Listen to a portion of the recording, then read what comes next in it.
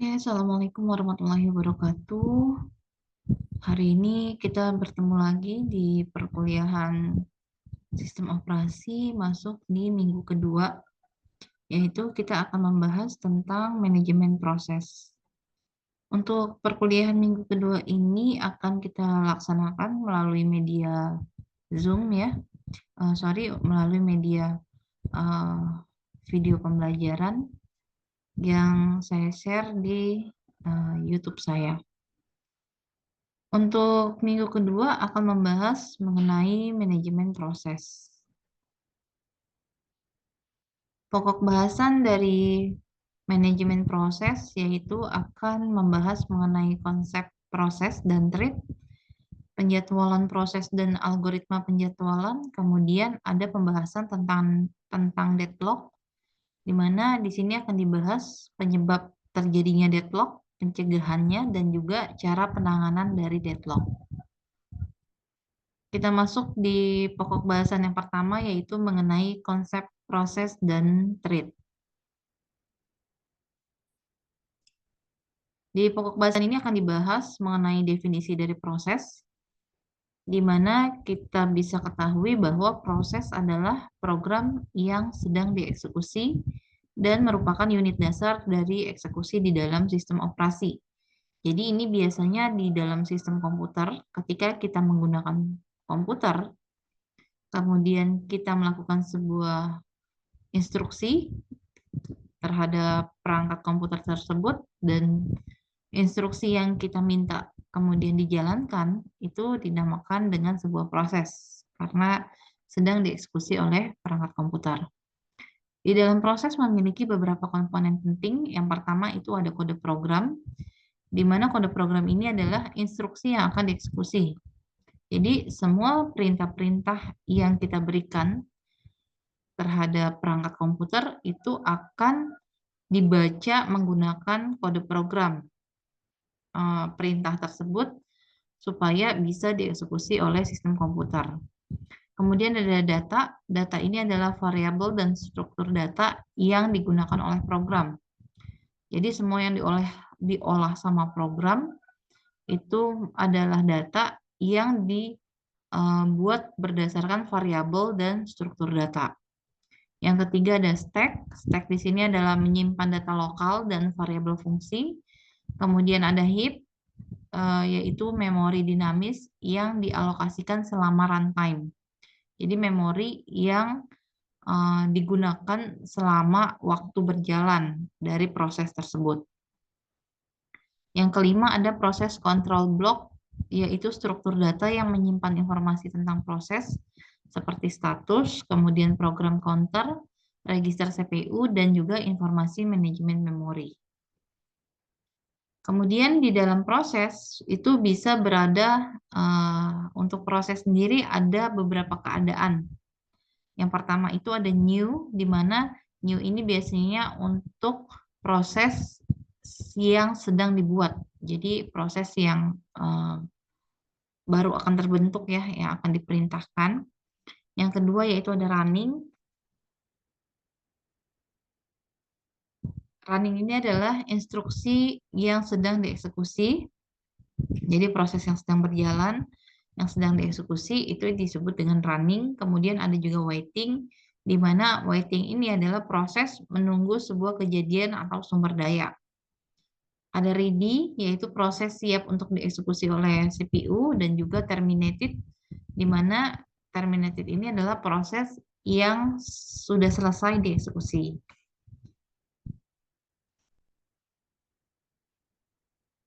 Kemudian berikutnya kita membahas tentang trait, atau ada juga disebut dengan utas, di mana trait ini adalah unit dasar dari eksekusi yang lebih kecil dari proses.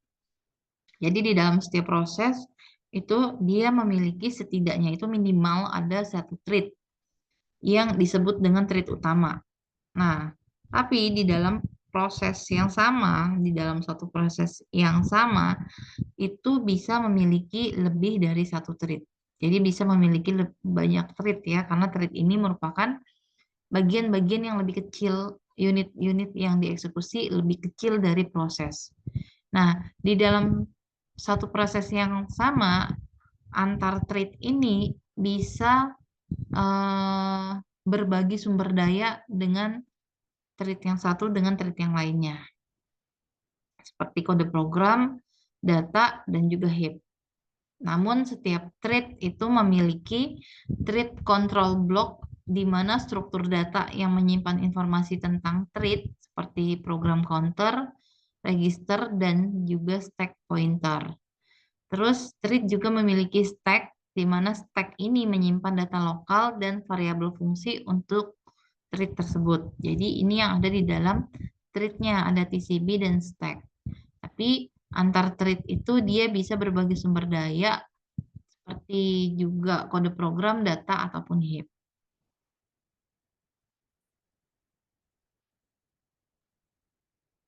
Yang berikutnya, perbedaan antara proses dan thread dilihat dari sisi memori dan sumber dayanya. Kalau proses, dia memiliki ruang alamat memori yang terpisah antara proses yang satu dengan proses yang lain. Jadi, masing-masing proses itu tidak berbagi memori yang sama, tapi dia akan memiliki alokasi memori yang berbeda-beda. Tapi kalau thread, karena thread ini berada di dalam satu proses yang sama, maka dia akan berbagi ruang alamat memori yang sama antar thread dengan proses yang sama. Dan ini memungkinkan komunikasi antar thread lebih cepat dan lebih efisien, tapi juga bisa menyebabkan masalah-masalah berkaitan dengan sinkronisasi. Nah, untuk yang kedua, berkaitan dengan pembuatan dan penghancurannya, perbedaannya antara proses dan thread yaitu kalau proses membuat dan menghancurkan proses memerlukan lebih banyak overhead karena harus mengalokasikan dan mengelola ruang alamat memori yang terpisah.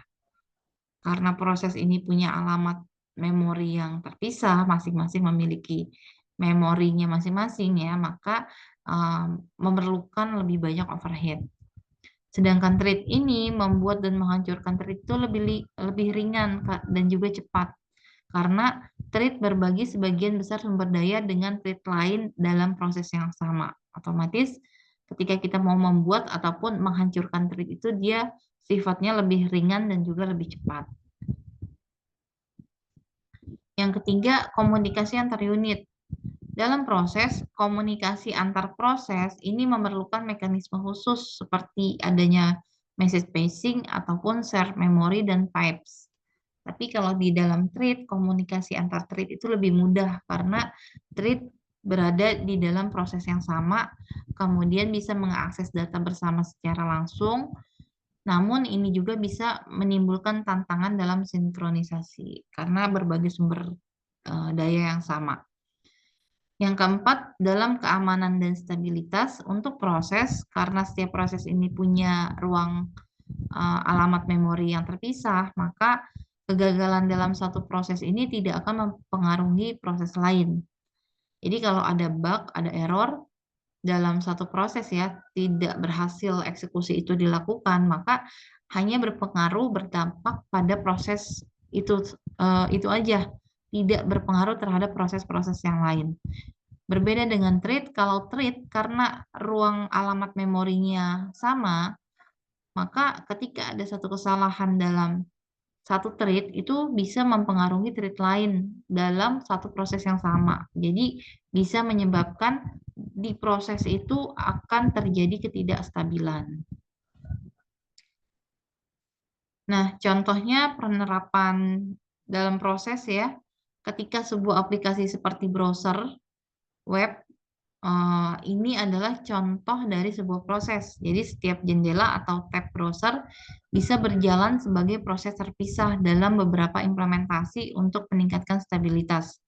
Jadi kalau misalnya kita menjalankan aplikasi browser, kemudian kita membagi di dalam browser itu kita membuka beberapa tab yang berbeda, beberapa jendela yang berbeda. Nah, itu dianggap sebagai proses yang terpisah karena prosesnya yang berbeda-beda di masing-masing jendela. Beda kalau thread di dalam browser web, proses utama bisa memiliki beberapa thread untuk menangani rendering halaman, pemutaran video, dan pengunduhan file secara bersamaan di dalam satu halaman yang sama. Jadi dalam satu halaman nih banyak proses yang terjadi, banyak instruksi yang diberikan. Ya ada yang dalam satu halaman ya di bagian atasnya misalnya pemutaran video, di bagian bawahnya ada rendering halaman, di bagian kanannya misalnya ada pengunduhan file. Nah, itu masuk ke dalam kategori thread karena di dalam satu proses yang sama itu ada banyak perintah-perintah yang diberikan. Itu contoh penerapan proses dan thread. Kemudian manfaat menggunakan thread apa saja? Yang pertama ada parallelism. Di dalam thread ini memungkinkan program untuk melakukan banyak tugas sekaligus yang bisa meningkatkan performa, terutama pada sistem multi-core. Kemudian yang kedua adalah responsif aplikasi.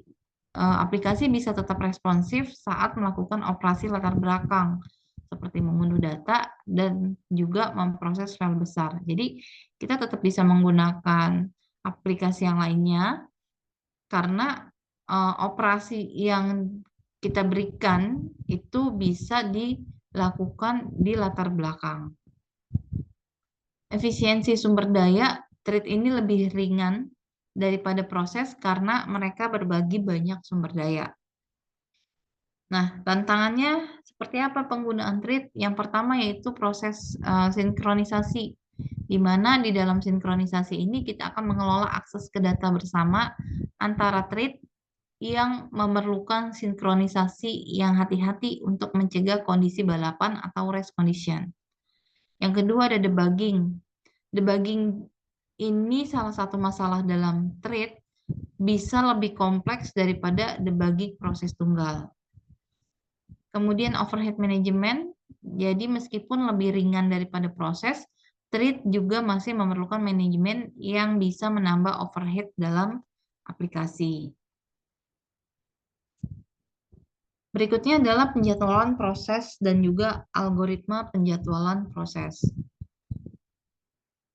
Penjadwalan proses ini adalah mekanisme yang digunakan oleh sistem operasi untuk menentukan urutan eksekusi proses di CPU, dan penjadwalan ini sifatnya sangat penting untuk efisiensi dan performa sistem karena akan mempengaruhi waktu respon, throughput, waktu putar balik, dan utilitas CPU. Jadi penjadwalan proses ini adalah dari proses-proses yang diberikan ya, yang diperintahkan untuk dieksekusi, itu dari sekian banyak proses ada jadwal-jadwal yang harus dibuat oleh sistem operasi supaya proses itu bisa berjalan dengan baik. Jadi dibuatkan jadwalnya. Kalau misalnya ada dalam satu waktu yang sama itu ada lebih dari satu proses yang diberikan, maka sistem operasi secara otomatis akan membentuk sebuah jadwal, akan menentukan suatu jadwal proses mana dulu yang harus dikerjakan. Nah, ini dimaksud dengan penjadwalan proses. Ada beberapa jenis penjadwalan proses, yaitu ada dispatcher, di mana komponen sistem operasi yang mengalihkan kontrol CPU dari satu proses ke proses lainnya. Kemudian ada context switch, proses menyimpan keadaan dari proses saat ini dan memuat keadaan dari proses berikutnya yang akan dieksekusi. Kriteria for scheduling yaitu yang pertama ada CPU utilization, di mana dia akan memaksimalkan waktu CPU aktif. Kemudian throughput, ini adalah jumlah proses yang selesai per satuan waktu. Ada turnaround time, waktu dari pengajuan proses hingga selesai. Waiting time, ini adalah waktu total proses menunggu di antrian ready. Jadi berapa lama proses itu harus menunggu. Itu disebut dengan waiting time, dan respon time ini adalah waktu dari pengajuan permintaan hingga respon pertama dihasilkan. Kemudian ada algoritma penjadwalan. Di dalam algoritma penjadwalan ini ada beberapa algoritma ya, ada kurang lebih ada 6.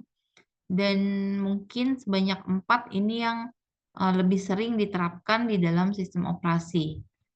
Yang pertama yaitu first come, first serve. Ini yang paling sederhana karena prosesnya akan dieksekusi sesuai dengan jadwal dari urutan kedatangan si proses-proses tersebut. Kelebihannya yang pasti mudah diimplementasikan karena dia sangat sederhana sekali.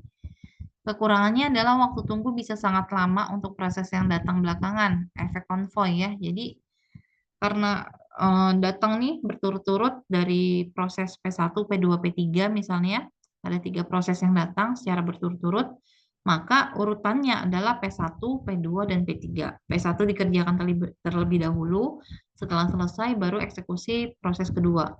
Proses kedua selesai baru eksekusi proses ketiga. Nah, ini ada waktu tunggu yang terbentuk ya ketika proses lainnya harus menunggu proses yang sedang dieksekusi itu selesai. Berarti proses yang urutannya paling akhir dia akan membutuhkan waktu yang lebih lama untuk menunggu. Kemudian ada sort job next atau sort job first, yaitu proses dengan waktu eksekusi terpendek yang dijadwalkan terlebih dahulu. Kelebihannya ini bisa meminimalkan waktu tunggu rata-rata. Tapi kesulitannya kita tidak mengetahui secara pasti untuk waktu eksekusi di masing-masing proses. Karena itu hanya waktu perkiraan saja. Dan itu bisa menyebabkan kelaparan atau starvation. Kelaparan itu maksudnya ada akibat yang terjadi ketika suatu proses harus menunggu lebih lama. Contoh misalnya ada proses 1, dia menunggu waktu eksekusinya 8 detik, proses 2 waktu eksekusinya 4 detik, dan proses 3 waktu eksekusinya 2 detik. Dari ketiga proses ini masing-masing punya waktu eksekusi. Kalau kita menerapkan source job next, kita bisa melihat mana waktu eksekusi yang paling pendek, maka proses itu yang akan dikerjakan terlebih dahulu. Kalau di antara ketiga proses ini, maka yang akan dikerjakan urutannya adalah P3, P2, setelah itu baru P1. Kemudian ada priority scheduling, di mana di dalam priority scheduling ini proses akan dijadwalkan berdasarkan prioritas. Proses yang memiliki prioritas lebih tinggi itu akan dijalankan terlebih dahulu. Kelebihannya memungkinkan penanganan proses penting lebih cepat, tapi bisa juga menyebabkan kelaparan untuk proses berprioritas rendah karena dia harus menunggu dalam waktu yang cukup lama. Solusinya yaitu dengan cara meningkatkan prioritas proses yang sudah lama menunggu. Jadi kalau ada proses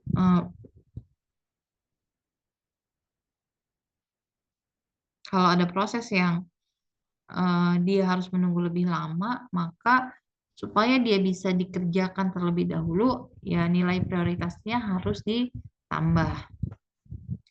Contohnya adalah ada P1, dia adalah prioritas kedua, P2-nya prioritas pertama, dan P3 prioritas ketiga. Urutan yang akan dieksekusi berarti P2 dulu, P1, baru setelah itu P3. Ada algoritma penjadwalan round robin, yaitu setiap proses diberi waktu eksekusi yang sama atau disebut dengan time quantum secara bergiliran. Kelebihannya ini sangat baik untuk sistem time sharing dengan memberikan waktu respon yang lebih baik. Sedangkan kekurangannya, efisiensinya ini tergantung pada panjang time quantum. Kalau misalnya terlalu besar, itu akan mirip first come, first serve. Kalau terlalu kecil, dia akan terlalu banyak konteks switching. Contoh misalnya P1, P2, dan P3 datang dengan time kuantumnya kita tentukan yaitu 4 detik. Maka kalau misalnya urutannya berdasarkan kedatangan, P1 akan dieksekusi selama 4 detik, P2 setelah itu baru P2, akan dieksekusi lagi selama 4 detik, dan P3 akan dieksekusi selama 4 detik. Jika masing-masing proses ini memiliki sisa waktu eksekusi, ya, misalnya P1 nih waktu eksekusinya 8, tapi kan karena time kuantumnya 4, maka baru dieksekusi sebanyak 4 detik, kemudian berhenti dan melanjutkan dulu untuk P2 dieksekusi selama 4 detik. Sampai di proses paling akhir akan dilihat mana proses yang masih memiliki sisa waktu, dan dilihat besarnya besarnya sisa waktu eksekusi. Kalau misalnya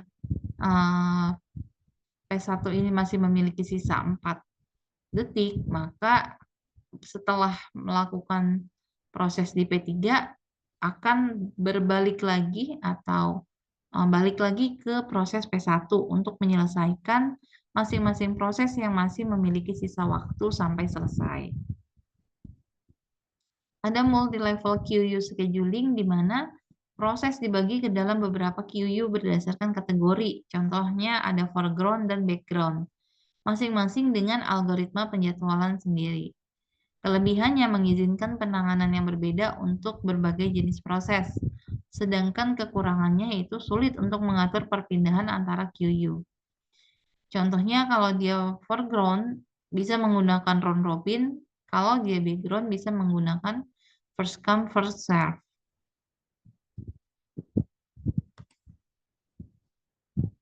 Kemudian yang keenam ada multi-level feedback QU scheduling. Mirip dengan multi-level QU, tapi proses bisa berpindah antara QU berdasarkan perilaku dan juga waktu tunggu. Kelebihannya menyediakan fleksibilitas dan penyesuaian dinamis terhadap proses yang berbeda, sedangkan kekurangannya kompleksitasnya tinggi dalam implementasi dan pengaturan. Contohnya, proses mulai di QU tingkat tinggi dengan kuantum kecil, jika tidak selesai, pindah ke QU lebih rendah dengan kuantum yang lebih besar. Ini ada beberapa contoh ilustrasi. Yang pertama, ini contoh dari algoritma first come, first serve, ya. Siapa yang datang duluan, maka proses itu yang pertama kali dieksekusi. Ada P1, P2, dan P3 dengan urutan kedatangannya P1, P2, dan P3. Maka kalau pakai tekniknya FCFS, maka urutan yang akan dieksekusi adalah P1, P2, dan P3 kemudian. Nah, waktu tunggunya bisa dihitung nih, dilihat dari waktu eksekusinya. Kalau misalnya P1, ini didapatkannya 0. Kenapa 0? Karena P1 tidak menunggu lagi, ketika dia datang langsung dieksekusi. Sedangkan P2, waktu tunggunya 24. Kenapa 24? Karena dia harus menunggu P1 selesai dengan waktu eksekusinya sebanyak 24 detik, setelah itu baru dikerjakan atau dieksekusi proses kedua. Berarti proses kedua harus menunggu selama 24 detik. Kemudian proses ketiga, waktu tunggunya 27 detik. Dari mana? Ya, dia harus menunggu P1 dan juga P2. Berarti waktu eksekusinya P1 ditambah waktu eksekusinya P2. Maka didapatkan 27. Untuk waktu tunggu rata-rata, tinggal kita jumlahkan aja. 0 tambah 24 tambah 27 dibagi 3. Maka didapat hasilnya itu 17. Nah,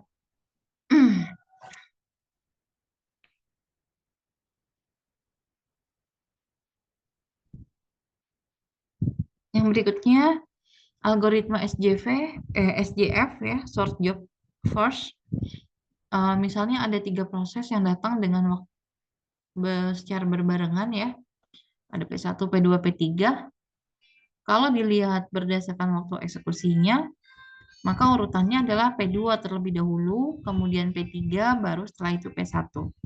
Waktu tunggunya untuk P2 kosong, karena P2 langsung dieksekusi, sedangkan P3 harus menunggu P2 selesai, berarti waktu tunggunya 3 detik, dan P1 harus menunggu P2 dan P3 selesai, berarti waktu tunggunya 6 detik. Nah, waktu tunggu rata-ratanya tinggal ditambahkan, 0 ditambah 3 tambah 6, dibagi 3, yaitu didapat 3 detik untuk waktu tunggu rata-rata. Kemudian di algoritma round robin, di sini akan dibagi menjadi kuantum, diberikan kuantumnya yaitu 4 detik. Di sini ada P1, P2, dan P3. Masing-masing proses ini akan dieksekusi selama 4 detik secara berurutan. Jadi urutannya ya berdasarkan yang pertama kali datang dulu ya. P1 akan dieksekusi sebanyak 4 detik. Sedangkan di sini kan ada 24, berarti masih ada sisa nih 20 detik lagi. Tapi akan di-save dulu nih karena akan di-stop dulu karena setelah 4 detik sistem akan mengeksekusi proses kedua. Nah, proses kedua ini kan hanya 3 detik, berarti langsung saja diselesaikan 3 detik.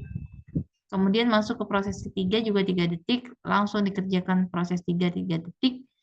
Setelah itu, karena masih ada sisa waktu eksekusi di proses 1, maka dikerjakan kembali proses 1 selama 4 detik. Dan seterusnya sampai si proses itu selesai. Jadi per 4 detik sesuai dengan time quantum yang diberikan. Waktu tunggunya gimana? Tinggal dihitung saja. Waktu tunggunya berarti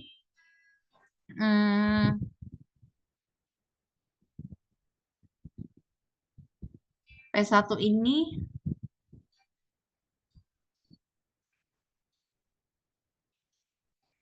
9, P2-nya 4 ya. P3-nya berarti 7. Waktu tunggu rata-ratanya tinggal dijumlahkan kemudian dibagi banyaknya proses yaitu 3 didapat 6,67. Nah, berikutnya adalah deadlock. Bagaimana apa penyebab terjadinya deadlock, pencegahan dan juga bagaimana cara penanganannya. Deadlock ini adalah kondisi di mana 2 atau lebih proses itu saling menunggu satu sama lain untuk melepaskan sumber daya yang digunakan atau yang dibutuhkan, sehingga tidak ada satupun proses tersebut yang bisa melanjutkan eksekusi. Jadi sistemnya stuck, berhenti, atau biasa kita lihat komputernya ngehang, nggak bisa diapa-apain, nggak bisa diklik. Nah, itu salah satu kondisi dari deadlock. Deadlock bisa menyebabkan sistem menjadi tidak responsif dan memerlukan intervensi manual untuk memulihkan keadaan normal.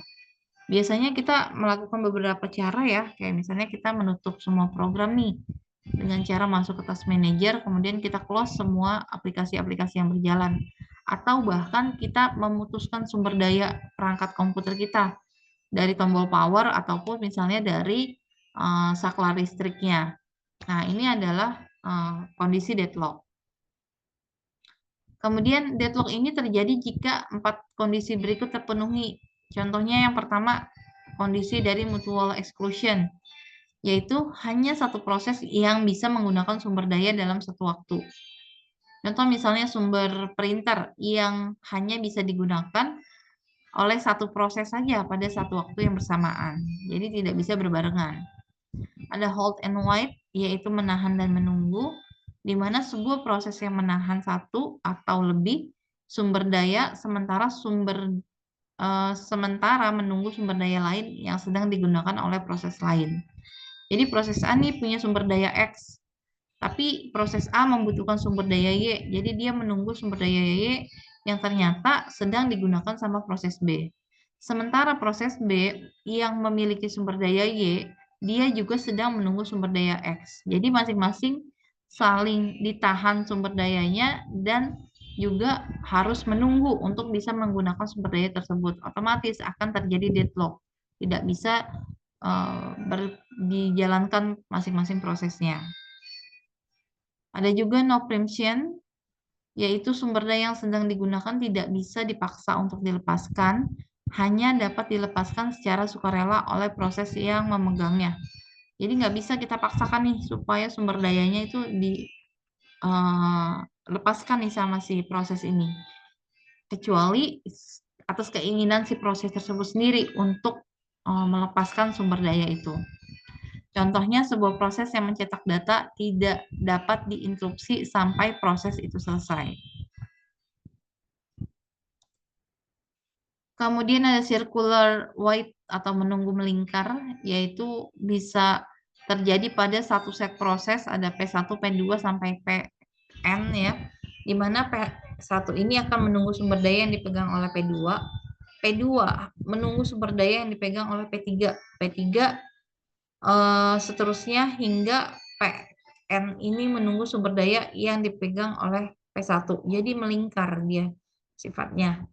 Proses A menunggu sumber daya yang dipegang oleh B, proses B menunggu sumber daya dari C, sedangkan C juga menunggu sumber daya yang ada di proses A.